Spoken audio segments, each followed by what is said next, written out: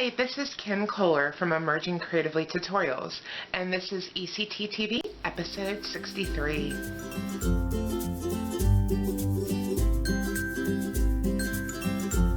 So today I'm going to be showing you a wire wrapping technique.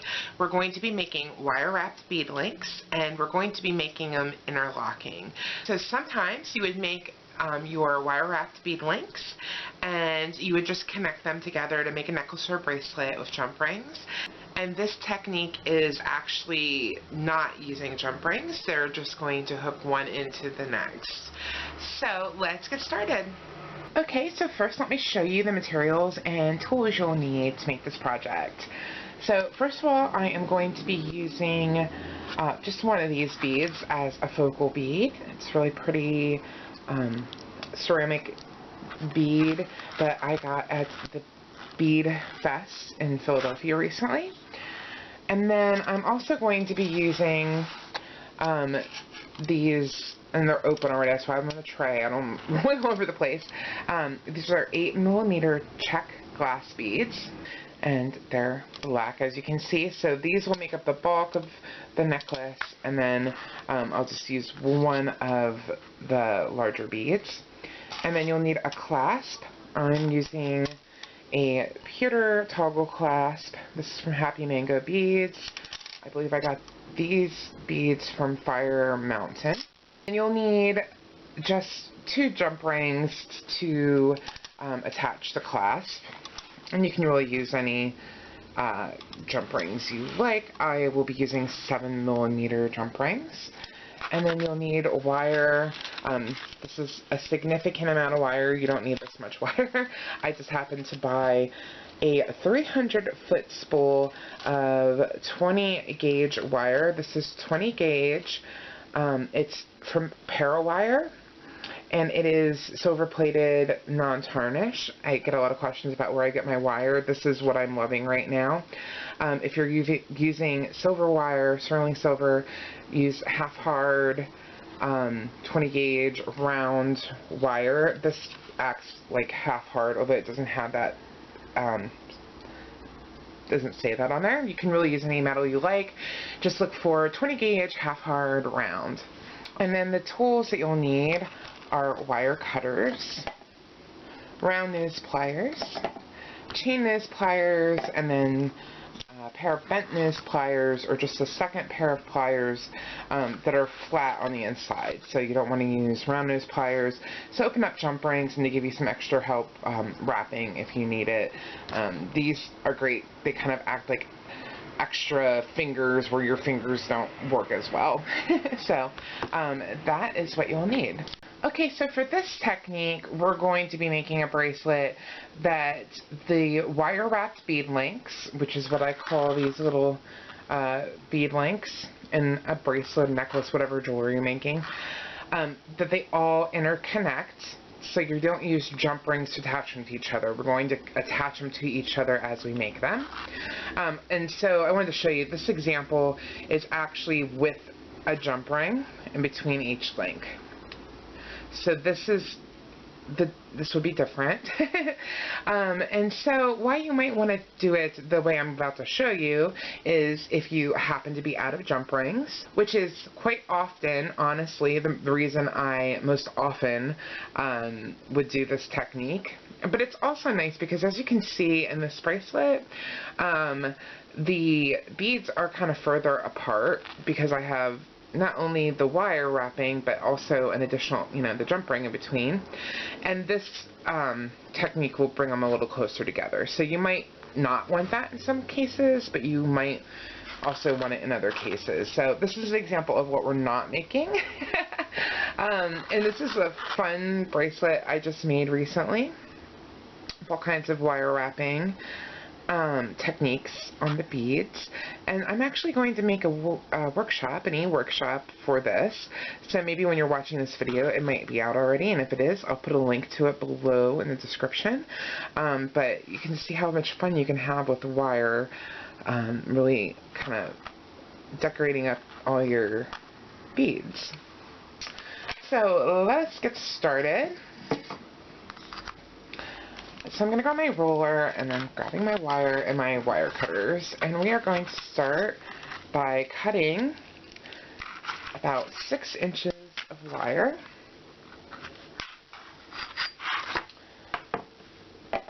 And I'm grabbing my round nose pliers.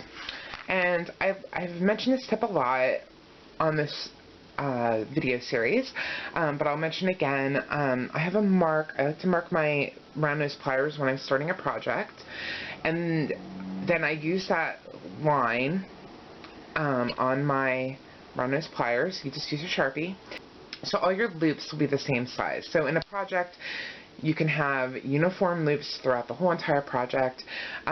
You can probably not really see that mark in this video very well. I can see it. I didn't remark it. I'm using the same mark I used in my last project because it's still there and I like that size. It doesn't actually matter so much where you put this mark on your round nose pliers for this project in particular. It just matters that you would use it throughout the entire project, so all your loops are the same. So the line is right here,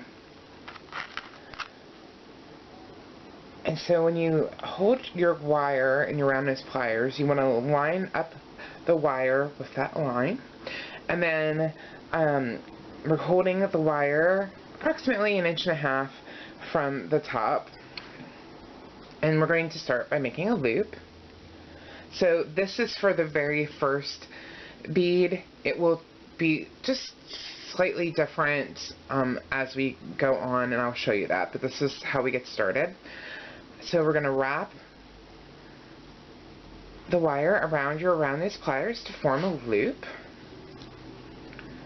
So you see a loop, and now I'm grabbing my chain nose pliers, and you'll see this loop is kind of off to the side when I hold the wire straight. We want it to be on top. So my little quick tip for straightening this, I'm going to show you in a second. People have other ways of doing this, so if you have another way you're comfortable with, go ahead and do it. This is the way I've been doing it. I think it's easy and simple. So you just hold the loop in your chain nose pliers, and then I'm going to wrap the small end around. So we're going to do the first wrap. As I do that, I pull out the long ends. You don't want to like pull too much on your wire, and especially this para wire, I find too, it hardens very quickly. So you don't want to work with the wire too much, you know, do too much pulling or straightening, or, you know, even taking your nylon pliers and pulling it out, because it will harden the wire as you work with it. But you just sort of pull it out while you wrap the small piece around, and now we have the loop straight on top of our wire, the right place where we want it. So then I just switch hands because I'm actually right-handed, and then we're going to wrap around 2 more times, and you could use your hands if you feel comfortable, or I'm going to use bent nose pliers and go around 2 more times. And just keep all your wraps real close together, nice and neat. And then we're going to cut off the excess wire, making a flush cut with our wire cutters. So that's using the back of the wire cutters toward the work. And now I'm grabbing my chain nose pliers again, and I'm just going to make sure that end is not sticking out, and you can run your fingers over just to make sure. I'm just doing a kind of twisting motion, so you're kind of like almost like going over the wire and pushing it down. Okay, so now we will place our bead on, and I'm going to be doing my focal bead first, and I've decided to put 2 of the check glass black beads on here as well, 1 on each side of my focal bead. And so now we're just going to repeat what we just did on the other side. So I'm holding the wire in my round nose pliers. I'm lining it up this way with the mark on my pliers, and then I'm holding it just above that top bead. And then I'm wrapping the wire around to form a loop, and then taking it off my round nose pliers. Holding the loop in my chain nose pliers, and then wrapping around once, just pulling those beads out straight, and switching hands and doing 2 more wraps. So just like we did on the other side.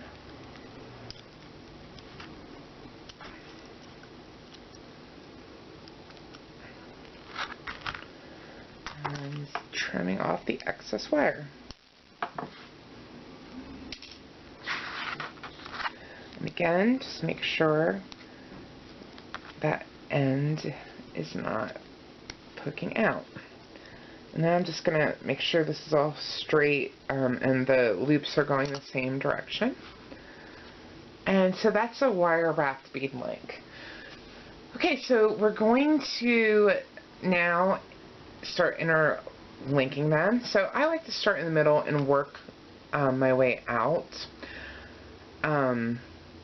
for this sort of a necklace, because I know this is going to be in the middle, and I don't exactly know how many beads I need yet. I'm making a necklace, so if you start in the middle and work your way out, then you can kind of check it as you go.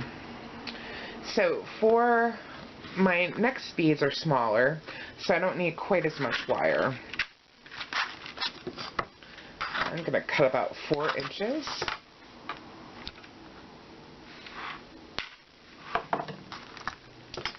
Okay, and just keep this first wire wrapped bead link close by. And so we start exactly how we just started. So I'm holding the wire about 1.5 inches from the top and lined up with that line again, and I'm making a loop.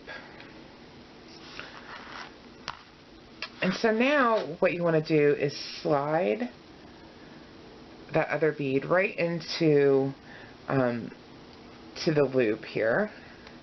And you got to do it now because we're going to wrap it closed. And at that point, you can no longer do this technique. You'll have to use jump rings. Alright, sorry about that. So now I'm holding the loop, so the rest of it is exactly the same. You just sort of let that other bead hang there out of the way. Just kind of slide it over to the side, and I'm holding the loop in my chain nose pliers again. And I'm wrapping around once, just like I did before, straightening out the loop. And now I'm switching sides and doing 2 more wraps. Oops.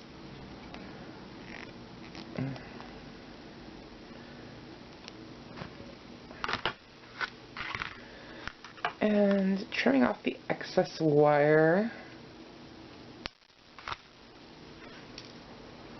Just like to make sure my wire doesn't go flying anywhere. Making sure that end is pushed in. And now we just add the bead. So this is one of my check beads. Can't find the hole. There we go. Alright, slide that on. And then we're just going to complete this just like we did the first bead. And I've shown you a couple times now. Straighten that out.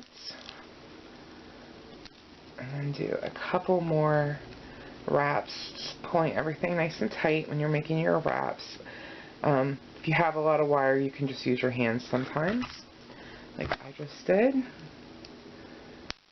Trim off the extra wire and make sure the end is not poking out. So that is how you do this technique, and now we're just going to continue along doing the same thing. So you just start your next bead link again, and you know, just slide it into the next one. And if you want to work out from the middle, then you would, you know, do the next one on this side and just keep going back and forth. So I just wanted to show you, I'm working on my necklace here, but I made a mistake. I made this complete wire wrapped bead link. I forgot to attach it. So it is fine. So I just wanted to show you how to deal with that in case you accidentally do that. You just get scooting along and forget what you're doing. So we're just starting again with the loop, and then you attach one end to the end of the chain you're working on. And now I'm just, straightening out the loop, one around one time, and then I'm going to go around a couple more times, 2 more times. Trim off the excess wire. Make sure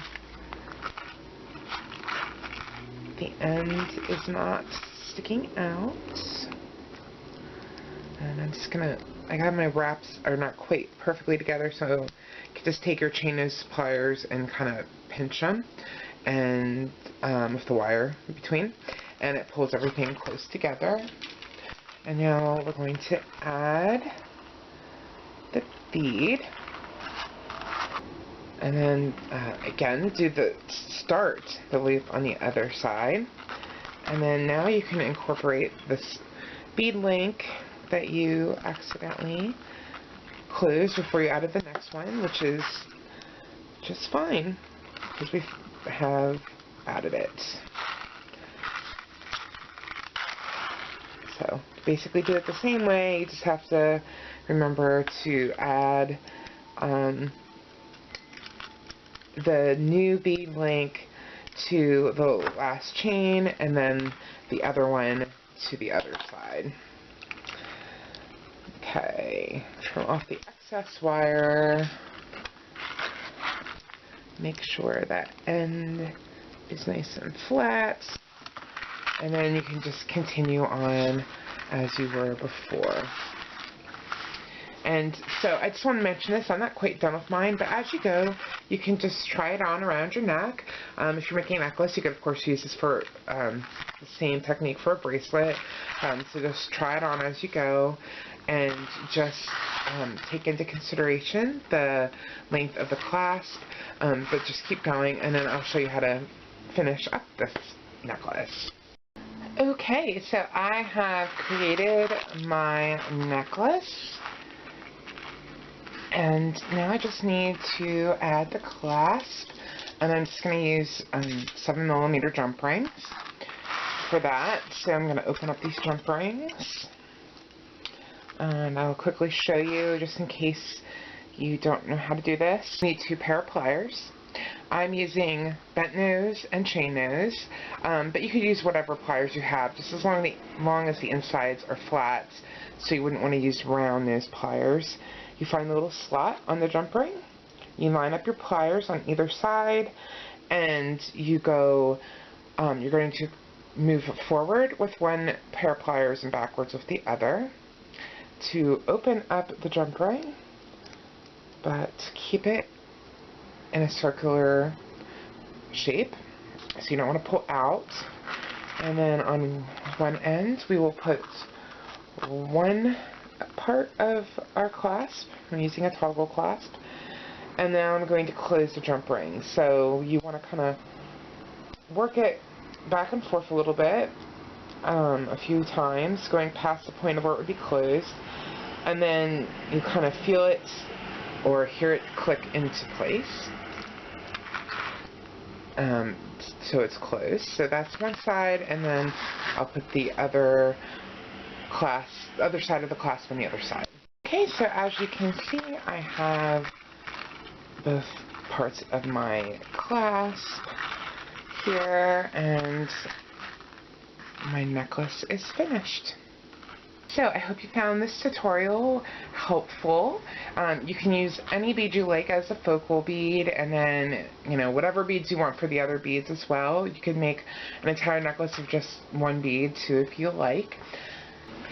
If you like this episode, I suggest you come over to KimberlyKoehler.com. I'll have the link below this video, and you can see step-by-step photo instructions of this tutorial on my blog, and you can get a PDF of future episodes. So as I release them, I send out PDFs to my newsletter subscribers. So sign up for my newsletter and then you will get future episodes.